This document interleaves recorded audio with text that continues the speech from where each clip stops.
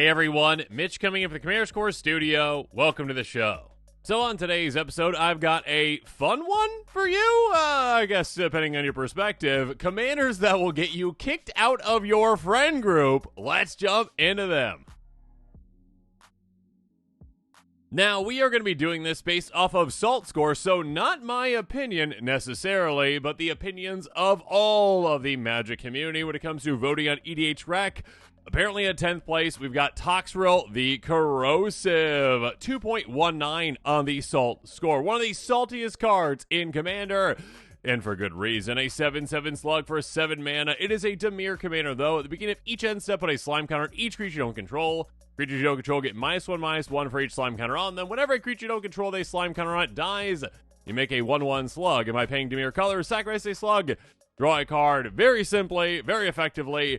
Makes it so your opponents literally cannot have any kind of creature presence on the board. Because again, every single upkeep, not just your own, those counters are getting placed on all opponents' creatures. And all of a sudden, they go smaller, gone. Just gone. Again, unless it literally is like a 20/20 creature, it's gonna be gone in no time at all. So yeah, Toxrill just cuts down the board, keeps the opponent's creatures away, and also makes an army at the same time, will also give you card advantage. Yeah, there's a reason why this makes opponents salty. Next up, at 9th place, a commander that I no longer have to say hashtag free braids, because braids is now free and chaotically causing salty issues, apparently. Not really. Again, when it comes to these commanders, again, if they are played, yes, they definitely can be salty. Braids Cabal minion, a 2/2 human minion for 4 mana in black. At the beginning of each player's upkeep, that player sacrifices an artifact, creature, or land.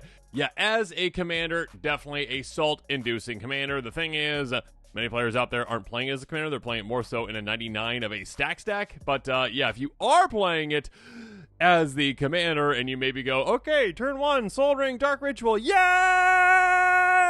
Oh gosh, yeah, your opponents are gonna be like, okay, scoop, and you win, and yeah, we're just gonna shuffle up and go again. Because yeah, braids can definitely very quickly, very easily, very early shut down the game as a commander.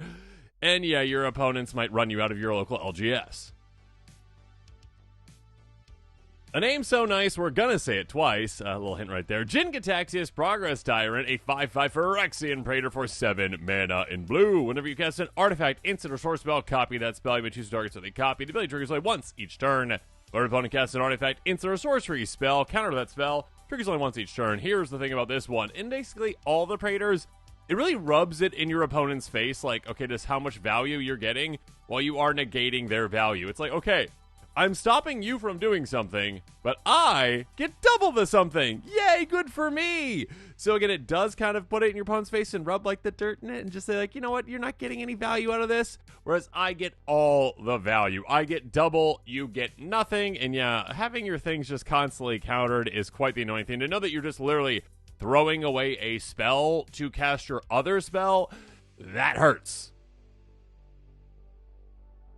Next up, yeah, Hakori Dust Drinker again. Mono white is often considered the weakest mono color, the weakest kind of just color in general. Potentially weak in the colorless because like, you can't like go like hammed into like some really good colorless cards too. But here's the thing. Hakori Dust Drinker is something that literally, again, if you are playing this, it's like, oh my gosh, this is the scariest thing I've ever seen. And it is like a dust storm. Anyways, a 2/2 spirit for 4 mana in white. Lands don't untap to the controller's untap steps. What? Ouch. Ew. Beginning of each player's upkeep, the player untaps a land they control. Yeah, this is called Let's Go as Slow as Possible. We're just gonna make it so that we're literally not gonna play the game of Magic. Basically is what you're gonna be doing. It's like, okay, everyone, let's just slow things down. Now, you, again, are gonna build around this. You're gonna have ways to just go, oh yeah, I'm just investing heavily in all of these mana rocks, like an absurd amount of mana rocks, so I just have mana still and I'm fine. But your opponents might not have that, and all of a sudden they have nothing to do. Just twiddle their thumbs and then chase you out of the LGS. That's what they're going to do.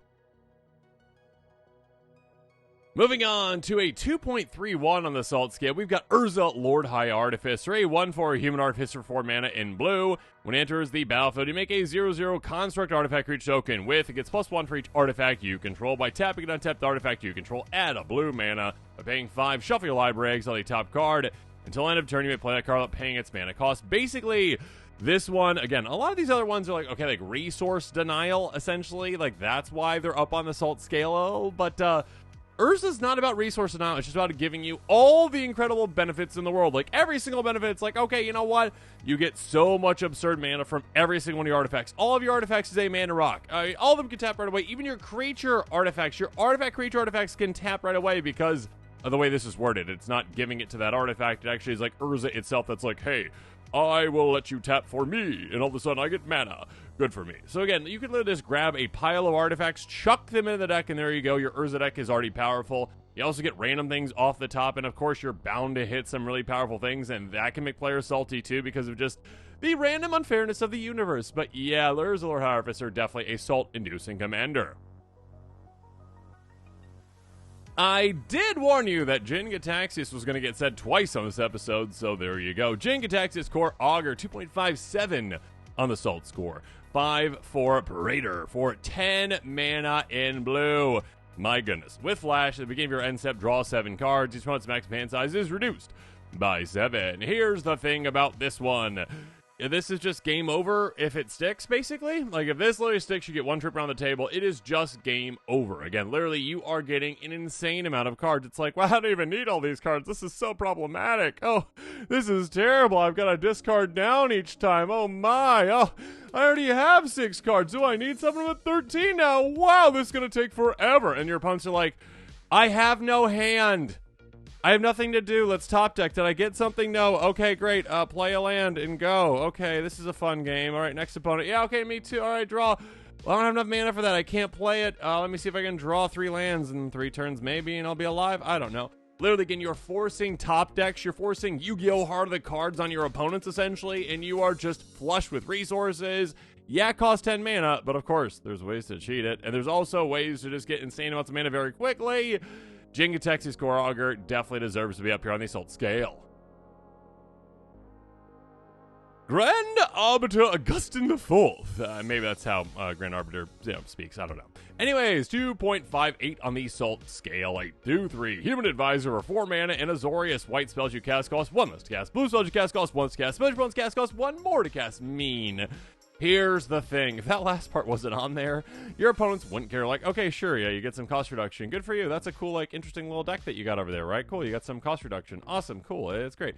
The fact that it literally taxes you, though, is crazy good, obviously, because, again, you get the benefit of cost reduction. Your opponents get the taxing benefit. And, of course, in a deck that is built around a Chimera that has a taxing, problem for your opponents, you're going to have more taxing effects. You're going to make sure that your opponents can't literally cast more than 1 spell a turn, or can't even cast a spell each turn, because their spells cost, 8 more to cast, or whatever it's going to be. It's going to be an insane amount. Grand Arbiter Augustine IV, definitely a salty commander. Next up, spoiler alert, our last Praetor on this list, but the most salty Praetor, 2.61 Vorinclex, Voice of Hunger, hungry for salt. A 7/6 Praetor with trample for 8 mana in total in green. Whenever you tap a land for mana, add 1 mana to your mana pool of any type that land produced. When an opponent taps a land for mana, that land doesn't untap during its Centaur's like untap step. So, kind of like a combination again of like a Praetor and like a Cory Dustdrinker in a way, where it's like, hey, ha ha ha ha.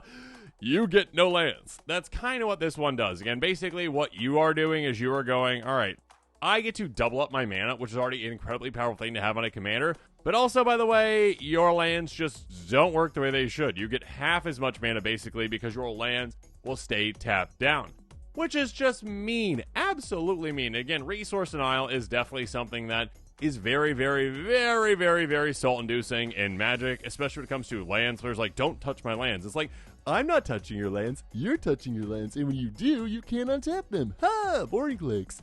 Anyways, 2.61 the salt scale, definitely well earned. Throughout the years, Tergrid has been making her way up that salt scale. 2.80 now on the salt scale. I think that's in the top 5 of the saltiest cards in Commander. And for good reason. This never should have been created. Wizards. 4/5 God with Menace for 5 mana in black. Whenever opponent sacrifices a non-token permanent or discards a permanent card, you may put that card on the battlefield from the graveyard. Oh, or under your control. It's just absolutely gross and disgusting. And oh, and by the way, sure, if you've got infinite mana, you just win the game because Tergrid Lantern's on the back for like no reason at all. I mean, like, Sure, we can have something on the back, but like, why this? 4 mana and black ledger artifact. Tap, target player loses 3 life unless they sacrifice a non-land permanent or discard a card by paying 4 mana in total. Untap it. Yeah, basically you have infinite mana that's Torment of Hailfire just over and over and over again. You win the game. Not necessary, though, but yeah, it's just that probably doesn't even contribute to the Salt score all that much compared to just the front side, which just It That Betrays, but cheaper. Like, that's all this is. Like, It That Betrays, but cheaper and better. Why, Wizards? Why? Who was asking for this? Who was like, you know what would be a good idea, this set? Let's upset everyone.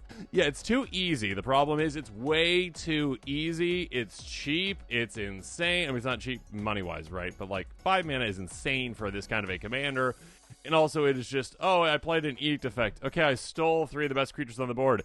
Good for me. Oh, I played a mass discard spell. Cool, that's already upsetting the players. Oh, I stole 9 things. Okay, super easy. Way too easy. 2.8 on the Salt scale. Turgid, God of Salt.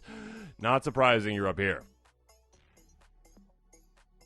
And finally, I think other formats also might be leaking into our format a little bit when it comes to the Salt scale in this one, but there you go. Vivi Ornithir, a 0/3 wizard for 3 mana in Izzet 2.81, just beating out Turgid on the Salt scale. Pays 0 at X mana in combination of blue and or red. Rex is Vivi's power. Activate on during your turn only once each turn. Or if you cast a non-creature spell, put 1 counter on it and deals 1 to each opponent.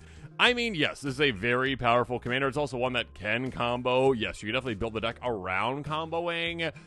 There's a lot of other commanders, in my opinion, that are more salt-inducing than this one, and I do think other formats' opinions might be creeping into this a little bit. I believe Vivi just got banned in a certain format, but regardless.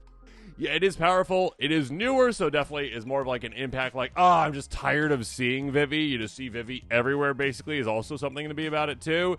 That being said, if I had to guess on the next Salt scale, and come back to this on next year, okay, and let me know if I'm wrong on this, I bet Vivi either isn't in the top 10 or is definitely below at least Turgid, God of Salt. And with that, this episode is coming to a close, so it's my turn to hear from you. In the comments below, let me know your thoughts are on this episode. And of course, as always, thanks again and have a good one.